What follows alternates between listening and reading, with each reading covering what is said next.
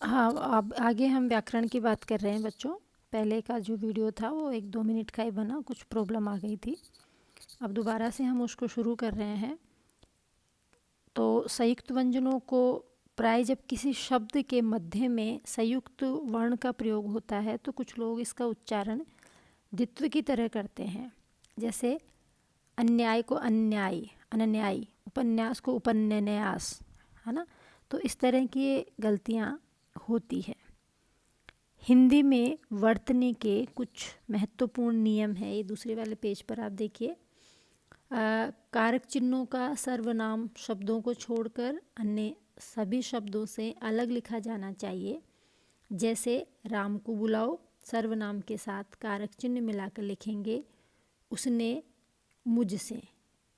जैसे उसने कहा राम को बुलाओ।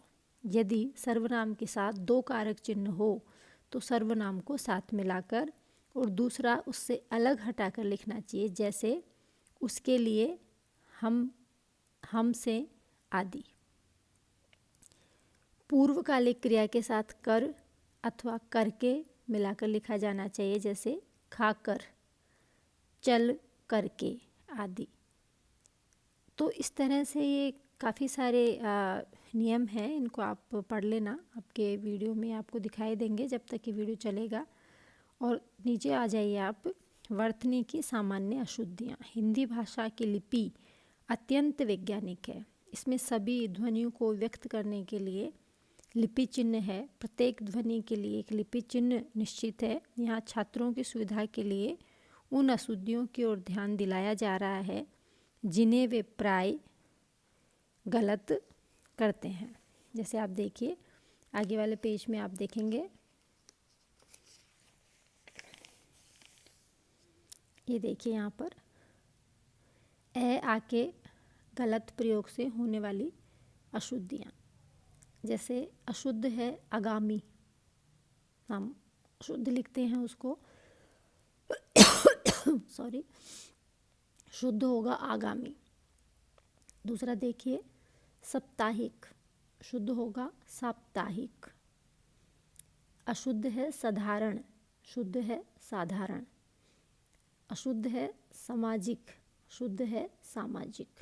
तो इस तरह के ये प्रयोग आप लोग गलत करते हैं। ये आप देख लीजिए पूरा पेज। इसमें ई और ई के उदाहरण हैं, ऊ और ऊ के हैं, ए और ए के हैं, ओ और ओ के हैं। तो इस तरह से आपको देखना पड़ेगा कि जो गलतियां हम करते हैं वो किस तरह की गलतियां हम करते हैं, छोटी छोटी, और उनसे हमारी वर्तनी की अशुद्धियाँ हो जाती है। और हमारा जो प्रभाव है वो देखने पर आपकी जो भी आती है, आप एप्लीकेशंस लिखते हैं उनमें सब में इस तरह की अशुद्धियाँ मिल रही है। तो आपसे और एक बात मैं आपको कहना चाहती हूँ कि आप स्कूल से अब कॉलेज में आ गए हैं तो आप प्रधानाचार्य की जगह प्राचार्य लिखे और उसके बाद राजकीय महाविद्यालय चाकसू जयपुर। फिर आप उसके बाद विषय लिखिए कि आपको कौन सा प्रमाण पत्र चाहिए और किस चीज़ के लिए आप लिख रहे हैं। जैसे अभी जो आ रहे हैं बच्चे वो लिख रहे हैं कि हमें मार्कशीट चाहिए। मार्कशीट तो इस बार आई नहीं है, तो उसमें आप अध्ययनरत होने का प्रमाण पत्र मांगते हैं। तो उसमें विषय लिखिए कि महाविद्यालय में अध्ययनरत जो प्रमाण पत्र है उसका उल्लेख उसमें कीजिए। फिर महोदय लिख के आप विषय लिखिए कि मुझे इस काम के लिए एक महाविद्यालय से अध्ययनरत प्रमाण पत्र की आवश्यकता है, अतः मुझे महाविद्यालय से अध्ययनरत प्रमाण पत्र देने का कष्ट करें, कृपा करें, से धन्यवाद आप लिखिए। फिर अपना नाम लिखिए। तो इस तरह से आपको थोड़ा देखना पड़ेगा।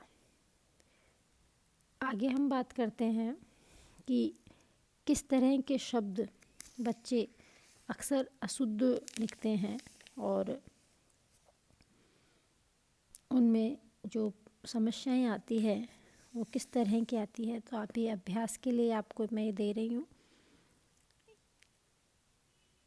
ये आप यहाँ से अभ्यास लिखा हुआ है, यहाँ से आप देखिए। जैसे ये जो आप देख रहे हैं इनको शुद्ध करिए। आगामी, ऋषि, परिचय, धनुष, श्रीमती, अंगूर, आजीविका, हंसना, त्रिकोण, भंडार, धुआं, दांत, इन सब को आप शुद्ध करिए। और इसके बाद आप देखिए कि आप कितना शुद्ध लिखते हैं और कितना अशुद्ध लिखते हैं।